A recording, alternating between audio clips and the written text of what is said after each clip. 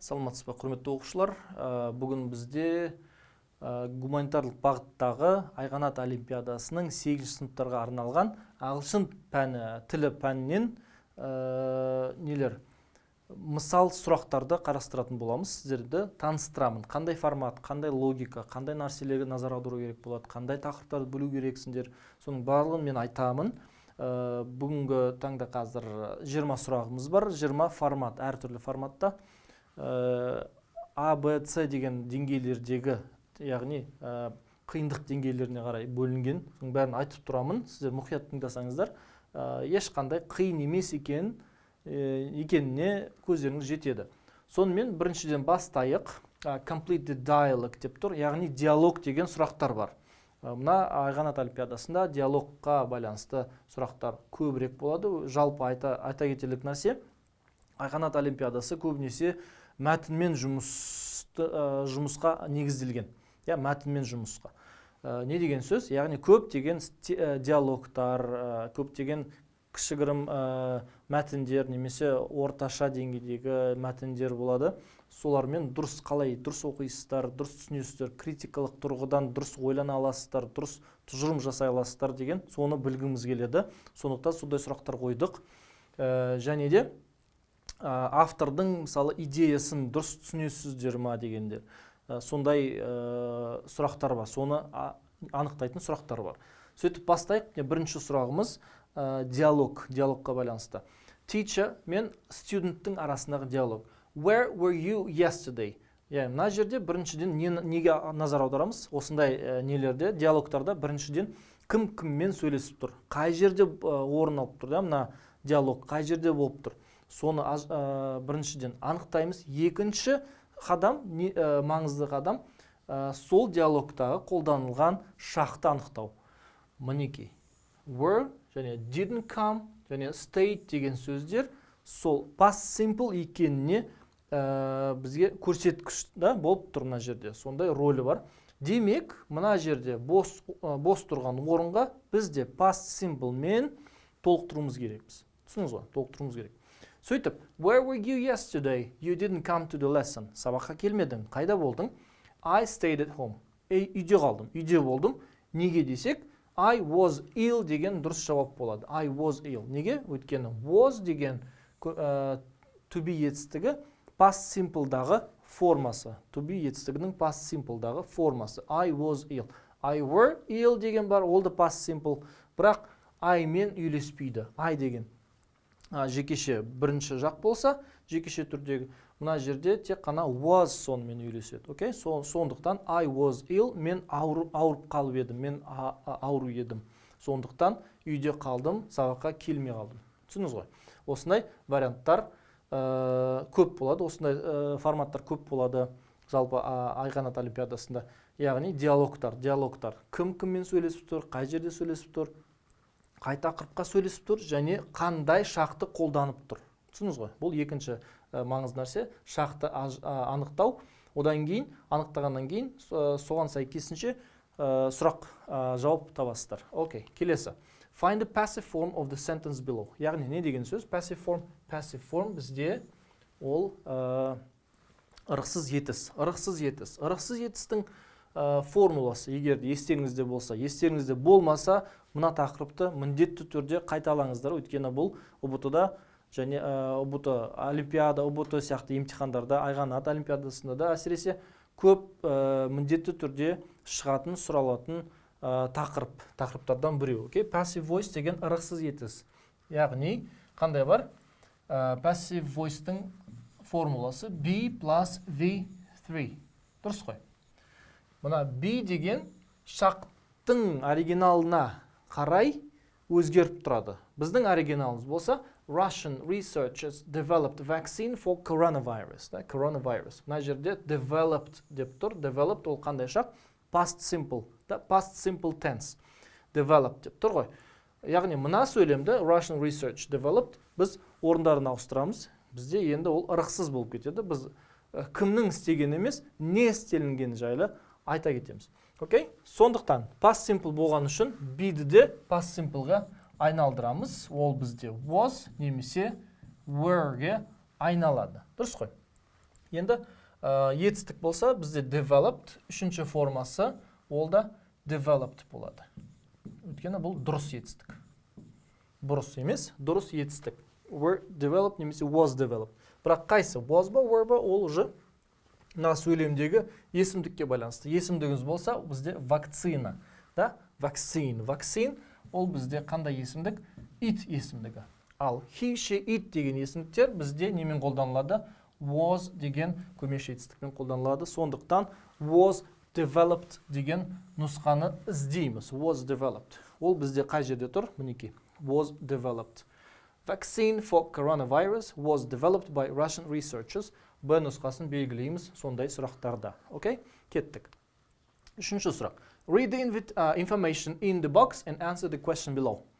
Мына жерде бір түсіндірме болады, түсініктеме болады, немесе кішігірім бір мәлімет болады. Соны оқып, мына берілген мәліметке қарай сурет таңдаймыз. Окей? Не туралы қай жерде, немесе нені айтып тұр, соны біз өзіміз анықтап табуымыз керек. Сөйтіп, Айгерім was always a bookworm when she was a kid. Кішкентай кезінен бері ол көп кітап оқитын, кітапты жақсы көретін Айгерім. She loved reading and she could read for hours without a break. Тоқтамастан сағаттар, бірнеше сағат бойы кітап оқитын кішкентай кезінен, and she could read. Where would she prefer to spend her time? Сонда осындай сұраққа жауап қандай болады? Мына осындай қызымыз, кітапты жақсы оқуды жақсы көретін қызымыз қай жерде уақыт өткізгенді таңдар еді? Мынау кинотеатр. Человек-паук, Spider-Man деген көрсетіп тұр. Кинотеатрда болмайды. Ол қарауды емес, оқуды жақсы көреді. Бұл музей, мұражай, ғылыми мұражай. Ол да маңызды нәрсе, бірақ ол кітап оқиды, қарамайды, мысалы, мұражайларға бармайды.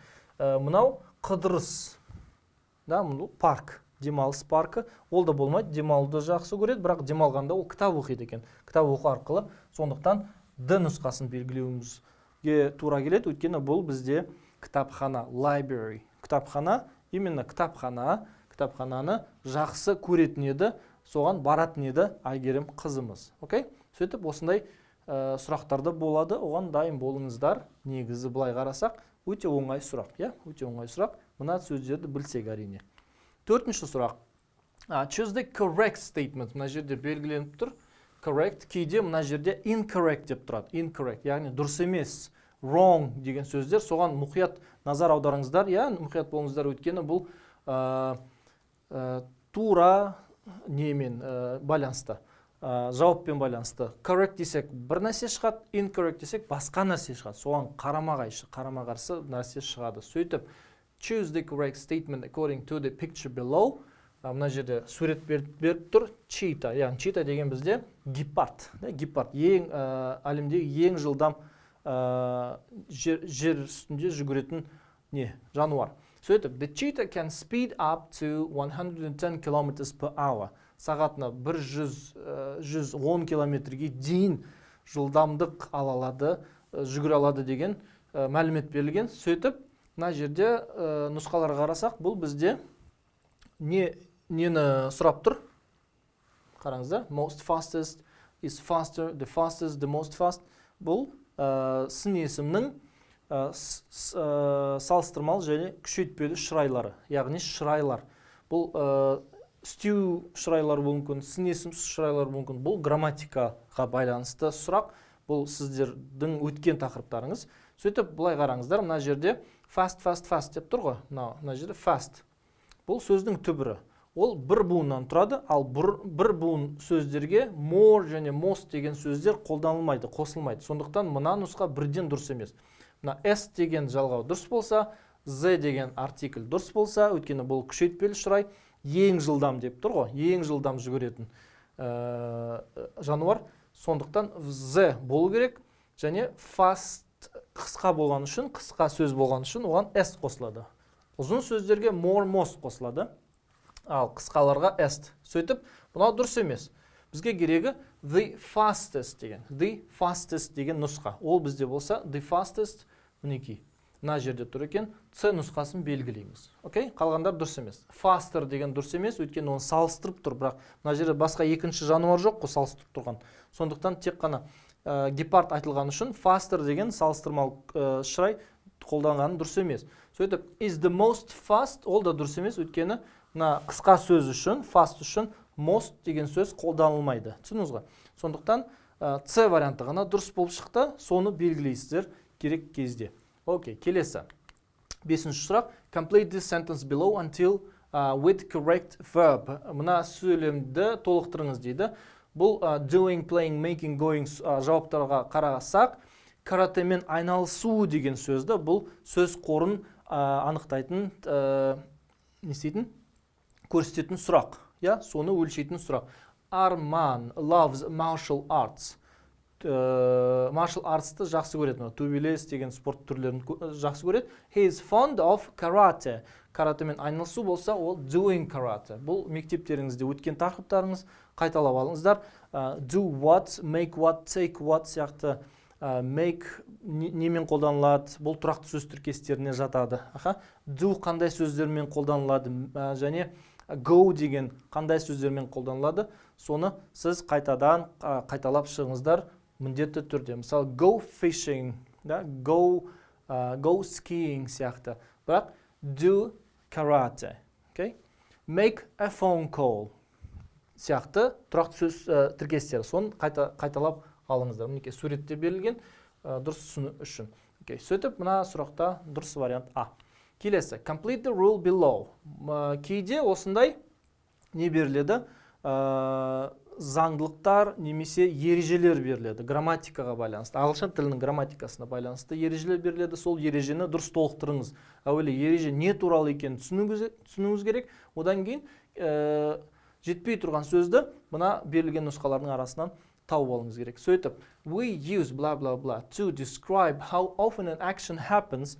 Яғни action деген іс-әрекет. Іс-әрекеттің қаншалықты көп жиылығын қаншалықты жиі не істейтін, орын алатынды көрсететін сөз, айтатын сөз, ол бізде adverb of frequency. Adverb of frequency деген үстеу.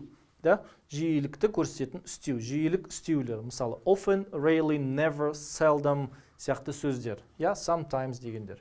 Сөйтіп, we use adverb of frequency to describe how often an action happens. Жарайды.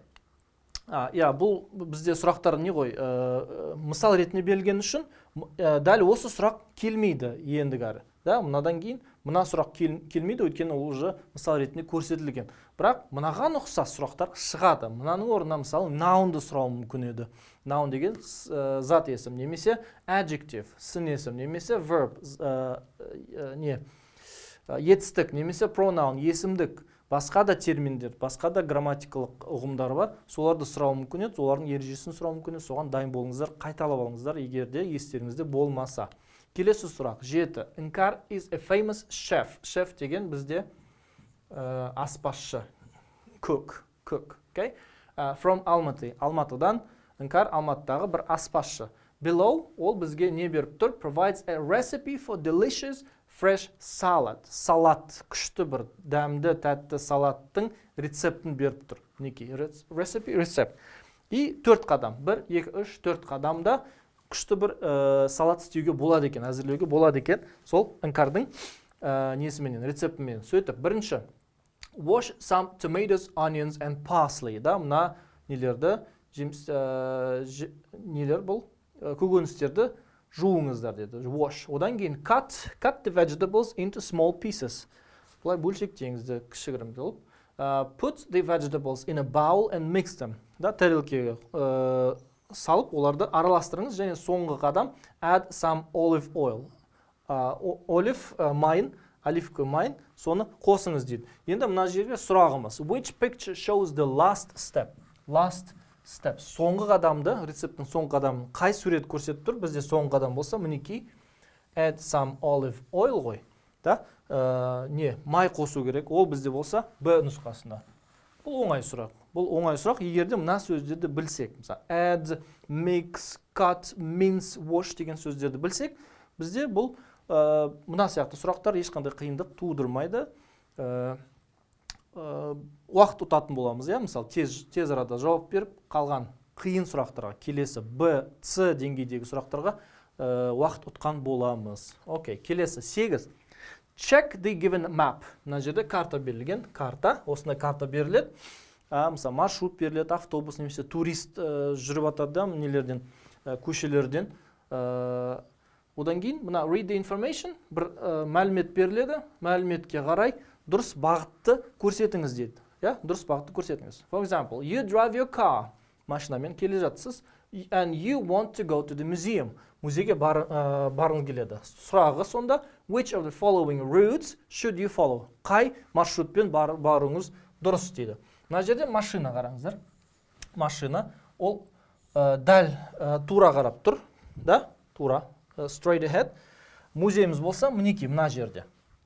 Мына знактарға қарайсыздар. Мына жерде стоп. Мына жерге бұрылуға болмайды деп тұр. Мына жерде өтуге болмайды, тоқтауға болмайды. Түсініңіз ғой, осындай знактарды да білген дұрыс негізі. Бірақ мына жерде ол знактарға жетпей-ақ біз жете алады екенбіз. Біріншіден тура барамыз. Окей, тура барамыз. Одан кейін водительдің, яғни жүргізушінің көзімен қарау керек. Түсініңіз ғой, мына жерде кеңістікте ойлану қабілетін анықтайтын сұрақ. Кеңістікте, пространство. Мына жерде водительдің көзімен қарасақ, жүргізушінің тіке барамыз. Одан кейін барғаннан кейін мына бірінші поворотқа дейін оңға бұрыламыз. Соған жетіп, одан кейін тағы да солға бұрыламыз. Сөйтіп, тура, оң, сол деген бізге бағыттар керек. Тура, оң, сол болса бізде Б нұсқасында тұр екен, соны белгілеу керексіз. Окей? Бұл негізі оңай сұрақ, бірақ кейбір оқушыларымызда ондай қиын екен. Олар жүргізушінің көзіменен қарай алмайды. Шатасат, мысалы, шатасат қай жерде оң сол екен, қай жерден бұрылу керек, мысалы, назар аудармайды, ондай қатты мұқият емес. Сондай оқушыларға бұл осындай сұрақтар қиын болып шығады. Окей? 9 бен 10 сұрақтарға мына суретке байланысты сұрақтар. Look at the graph and answer the questions. Extinction reasons of fish in Lake Balkhash. Балхаш көліндегі ненің азаюы, балықтардың азаюының нелері? Себептері, reasons. Бірінші себеп ең көп 37%, harmful species, басқа да балықтар. Екінші себеп 34%, сәл азырақ, habitat destruction. Okay? Және үшінші себеп 25%, illegal hunting. Ол балықшылардың заңсыз балық аулауы, және 4% деген басқа себептер, басқа да себептер. Мына көрдіңіз ғой. Бірінші harmful species, екінші habitat destruction, үшінші illegal hunting, 4 болса other деген reasons. Other reasons. Сонда 9-шы сұрақ. Complete the sentence below according to the information on the graph. In the extinction деп тұр. In the extinction, олардың жойылуына қандай себеп бар? Бұл бізде мынау дұрыс болып шығады. Illegal hunting is not the only reason. Illegal hunting 25%. Тек қана ол ғана себеп емес деп тұр. Ол да дұрыс, өйткені одан басқа себептер бар. Бірінші ең маңызды себеп қандай еді? Қандай еді бізде? Harmful species. Екінші себеп habitat. Үшінші себеп қана біздің illegal hunting 25. Сондықтан бұл дұрыс мәлімет, өйткені тек қана балықтың жойылуына себеп болған тек қана балықшылар емес, басқа да себептер бар. Сондықтан бұл нұсқа дұрыс болып шығады. Қалғандар дұрыс емес. Бұл жерде қараңыздар, неге назар аударасыздар? Biggest деп тұр мына жерде. Biggest бұл biggest емес. Damaging habitat бізде екінші орында тұр. Harmful species don't play role деп тұр. Наоборот, олар ең маңызды рөл атқарып тұр. 37%. Олардың себебі 37%. Және other reasons do not have any effect. Басқа себептен ешқандай рөлі жоқ, эффекті жоқ. Бұл да any деген сөз дұрыс емес. Мына жерде don't play дұрыс емес, мына biggest деген сөз дұрыс емес. Сондықтан D нұсқасын белгілеуге тура келеді. 10-шы сұрақ, find the correct statement. Мына жерде correct, incorrect емес, wrong емес, именно correct. Яғни дұрыс сөйлемді табыңыз. Мына графикке қарап. Бірінші дұрыс график. People should pollute болмайды. People should continue fishing болмайды. Жалғастыру керек. Shouldn't protect the balance болмайды. Балансты наоборот не істеу керек? сақтау керек, және shouldn't destroy natural habitat. Вот, мынау дұрыс. Яғни балықтардың ортасын не істеу керек, қорғау керек, оны бұзбау керек.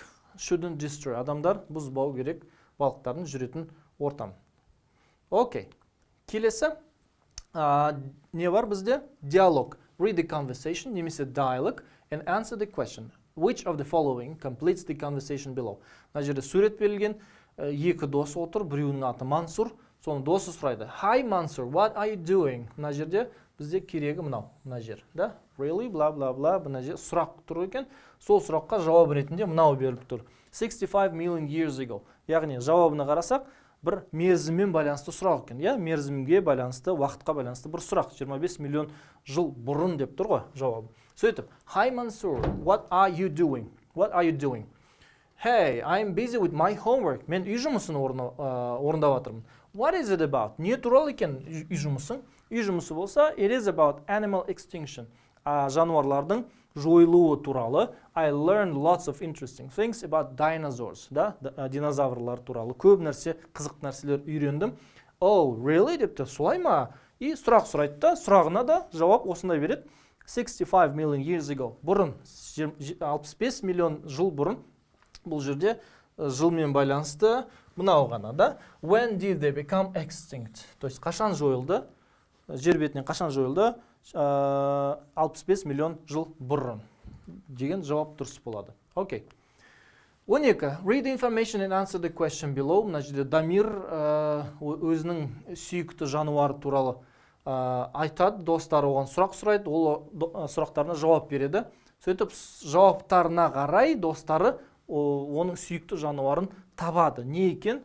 Жираф, мына жерде леопард, жолбарыс пен горилла деген нелер бар да. Сүйіктісі қайсы екен? Қазір көрейік. Мына жерде бла-бла-бла не дейді? Endangered? No дейді. Where does it live? In jungles. Okay?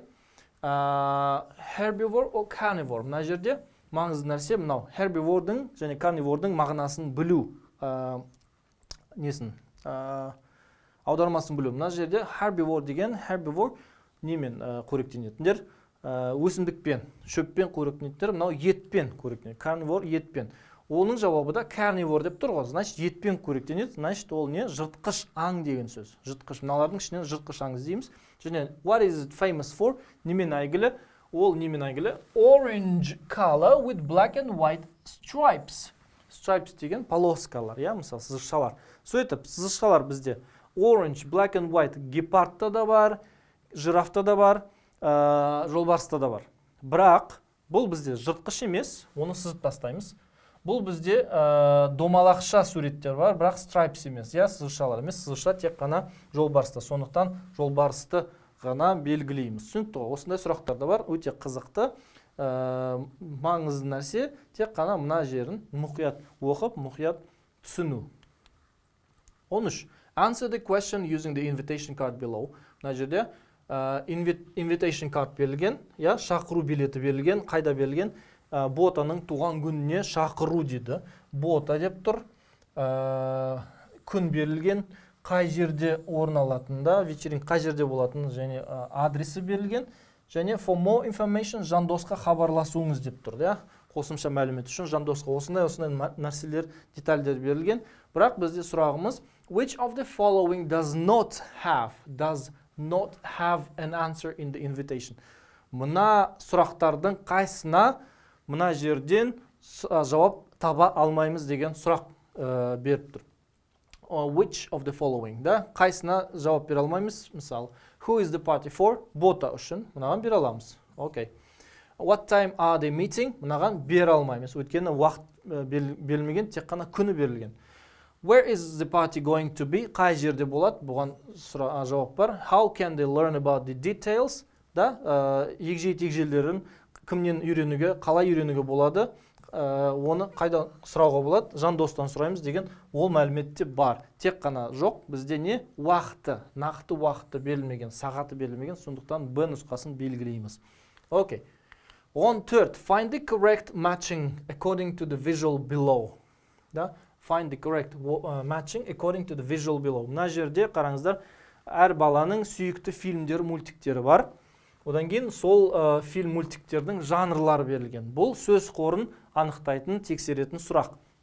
Яғни science fiction не екен, horror не екен, cartoon не екен, animation деген не екенін білуіңіз керек. Соны анықтайтын сұрақ екен. Vocabulary. Көрейік. Мына жерде бірінші баланың сүйікті фильмі Аватар екен. Аватар бізде science fictionға жатады, сондықтан мына жерге 1 деп қоямыз. Science fiction деген фантастика. Екінші баланың жақсы көретін фильмі Saw деген пила, ара деген фильм, ужастик. Сол үшін оны біз мына жерге қоямыз. Horror film, ужастик. Үшінші қыздың, баланың қыз сүйікті мультигі Incredibles екен, семейгі. Incredibles, ол бізде не, animation ба, cartoon ба? Екеуі де бір-біріне ұқсас. Бірақ мына жерде еще тағы да екінші мультик бар екен, SpongeBob деген, 4-ші баланың жақсысы көретін SpongeBob. Бірақ SpongeBob білеміз, ол мультик емес, нақты ол фильммен араласқан мультик. Сондықтан біз оны cartoon films дейміз, ал мынау болса ол нағыз animation. Сондықтан animationға 3 қоямыз, мына қыздың Incredibles. Ал cartoon film болса, ол бізде SpongeBob. Сөйтіп, мына комбинация қай жерде бар? Science fiction 1 болу керек, мінекей, мына жерде бар. Қалғандарында жоқ. Сондықтан осы тактиканы қолдансаңыздар, өте тез шешіп, жауап беріп, уақытыңызды жоғалтпаған боласыздар, ұтқан боласыздар. Сөйтіп қараңыздар, қалғандарында 1 емес, уже қарастырмасақ та болады. Қалғандары дұрыс. Cartoon 4, мінекей, cartoon 4, science fiction 1, horror film 2 және animation 3 деген, значит, А нұсқасы дұрыс болып шығады. Келесі сұрақ. Read the text below and answer the questions 15-17. Яғни 15 пен 17 сұрақтарға мына текстке қарай жауап береміз. Мына жерде текст не туралы? Val's Garden. Val деген жас үлкен бір әжей бар екен. Мына жазушының, жазушы болса біз кішкентай бір бала екен, жазушының көршісі. Және ол көрші несі бар? Garden'ы, бақшасы бар, бал бақшасы бар. Сонда сол несі бар бақшасында мына жерде vegetables бар екен. Ол vegetablespен тіпті сөйлеседі екен. Соншалықты жақсы көреді. Сонда өсіретін carrots, tomatoes, beans and peas деп тұр.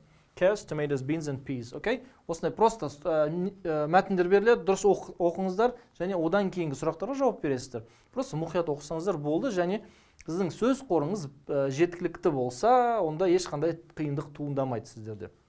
Мына жерде, мысалы, осындай оқыған кезде, осындай маңызды нәрселерін сразу бірден белгілеп алсаңыздар. Бірақ одан да жақсы бір тактика бар. Мысалы, не бар? Бірден сұраққа көшсеңіздер. Сұраққа көшсеңіздер, бірден может, кейде даже оқымауды қажетті болмайтын шығар оқуға. Мысалы, what kind of vegetable did not grow in Val's garden? Мыналардың қайсысы өскен жоқ деген сұрақта, өспейді несіне бақшасында. Мысалы, мынау бізде фасоль, кукуруза, сәбіз, горох дегендер. Сонда бізде carrots, tomatoes, beans and peas бар. Бізде не жоқ?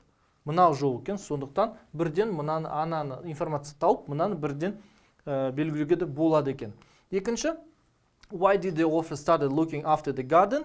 Не үшін қарай бастады несіне бақшасына? Өйткені мына жерде ол бір күні қараса, ол әжей көрінбей кетті. Бір күні бөтен адамдар заттар шығарып жатыр екен. Несінен үйінен арам шөп өсіп кеткен, мысалы weeds, жер болса құрғап қалған, яғни су құймаған. Және plants look sad. Бір көңілдер түскен сияқты көрінген нелерінің, жеміс жидектерінің, көкөністердің. Сөйтіп, Val must have passed on. Яғни, несін, бүкіл дүниесін басқаларға берген сияқты. Өзі, значит, не деген сөз? Басқа біреуге нелерін, заттарын берсе, сонымен қатар мына garden, бақшасын берсе, демек ол өлген болар, өліп қалған болар, қайтыс болған шығар деген тұжырымға келеді мына бала. Одан кейін өзі не істей бастайды? Қарай бастайды, өсіре бастайды, сөйлесе бастайды, жақсы көре бастайды мына көкөністерді, су құяды и так далее. Сондықтан мына сұраққа жауап why did the author started looking after the garden? Не үшін қарай бастады? Because Val died. Most probably. Мына туралы, өлген туралы тікелей ешқандай мәтін жоқ, ешқандай мәлімет жоқ. Бірақ pass on деген етістікке қарап, біз осындай тұжырымға жете алады екенбіз. Сөйтіп, because she died деген тұжырымға барамыз. Окей, келесі what can be inferred? Inferred деген қандай тұжырымға баруға болады? About Val from the passage. Мына мәтіннен Val туралы қандай тұжырым, қандай мәліметке неге жете аламыз дейді. She was villain, яғни жаман адам еді, жаман емес, өйткені ол басқа адамдарға көкөністерін беретін, мысалы мына балаға көкөніс беретін, жақсы көретін нелерін, көкөністерін. Mean people, ол сараң адам емес, өйткені ол бөлісетін, өскен нәрселерін бөлісетін. Rude, қатал да емес, бірақ generous деген басқа адамдарға өз қолындағысын беретін адам дейді, generous, ол именно сондай болған, сондықтан D нұсқасын белгілейміз. Өйткені generous деген кісі, ол қолындағысымен бөлісетін кісі, адам. Окей? Сөйтіп, соңғы мәтініміз бар. The town of Clarkson. Read the text below and answer the question 18-20. 18, 19, 20. Үш сұрағымыз қалды. The town of Clarkson. Clarkson деген мына жерде негізгі нелерді асын сызып қойсаңыздар жақсырақ болады. Қайта-қайта іздемеу үшін, сұрақтарды көрейік. Сұрақтар. Which of the transportation below do the people take from North Clarkson to South Clarkson to go to work? То есть, which of the transportation, қандай транспортпен, қандай көлікпен жетеді дейді North Clarksonнан South Clarksonға. Сол мәліметті іздейміз. Екінші сұрақ. How does the author feel about living in Clarkson? How does he feel? Оның несі қалай екен? Көңіл күйі қалай екен? Сол қалада өмір сүргеніне қарай. И соңғы сұрақ. Find the true statement, дұрыс мәліметті табыңыз дейді. About Clarkson town. Clarkson несі? Қалашығы туралы дұрыс мәліметті табыңыз. Мына жерде ABCD деген 4 нұсқа берілген. Сөйтіп оқып шығайық тез. Clarkson is a large town. Үлкен қалашық. Okay? It has more than 50,000 people living.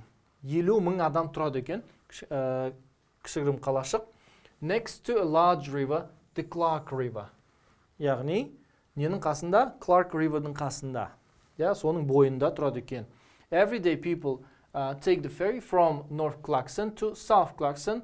They take what? They take ferry. Ferry деген не? Оны қазір біз түсінеміз. Негізі осы ferry деген сөздің мағынасын білмесек те логикамен шығаруға болады. Өйткені мына жерде қараңыздар, Clark River деп тұр ғой. Clark River'ның қасында, яғни олардың қасында, қаланың қасынан өтетін бір өзен екен. Сол өзеннен, значит, не деген сөз? Демек, онымен бір нәрсе өтетін бір көлік керек, неден, көлден өтетін, өзеннен өтетін. Значит, ferry сол сияқты, бірақ ferry деген бізде пароход. Пароход білетіндер үшін айттым, білмейтіндер үшін логикамен жетуге болады. Мына несіне жетуге болады. Жауапқа. Одан кейін, most people live in North Clarkson. Көбісі North Clarksonда тұрады. There are many trees and streets are very broad. Streets are very broad. Яғни көшелеріне өте кең дейді, кең. Көп ағаштар бар. Sun shines, өте күн көп тұрады екен. Және children run and play in the safe streets. Балалар ойнап жүгіреді екен. North Clarkson is a wonderful place to live. Яғни wonderful place to live. Және осындай соңғы сұраққа жауап мынау. Оның несі? Тұруына қандай көзқарасы бар? Positive, wonderful. Өйткені wonderful деп тұр. Түсініңіз ғой. South Clarkson болса, оңтүстік Clarkson has a lot of shops and factories. Мына жерде көп магазин мен заводтар тұр. Заводтар бар. People don't live there. Ол жерде адамдар тұрмайды, тек қана жұмысқа барады екен. Come in the morning to work. Жұмысқа барады екен. Жетеді. There is also a big stadium in the Clarkson Tigers play. On Sundays, many people go to watch their favorite team. At the weekend, the people from Clarkson enjoy walking along the bank of the Clark River. Қыдырады екен ненің өзенің бойында. Стадионға барады екен, стадионда сүйікті командасын қарайды екен, қолдайды екен. Және they also sail small boats. Кейде small boats пен жүзеді екен. Және if there's a little wind, кішігірім бір жел болса тұрса, онда they fly kites. Сондай змейкаларды жібереді екен ауаға. Сонымен қай жерде? In large park. Every year, мына жерде жалғасы бар. Every year, Clarkson grows in size because a lot of people come to live there. Яғни қала өсіп тұрады екен. Жыл сайын өсіп тұрады екен. Өйткені басқа мекендерден, елді мекендерден адамдар көшіп келеді екен. Сондықтан оларға тұру үшін бізде не дейді? Government, яғни үкімет не істейді? Builds more houses and streets get busier. More houses. Яғни үкімет олар үшін, сол келіп жатқан, көшіп келіп жатқан адамдар үшін көп үйлер салады екен.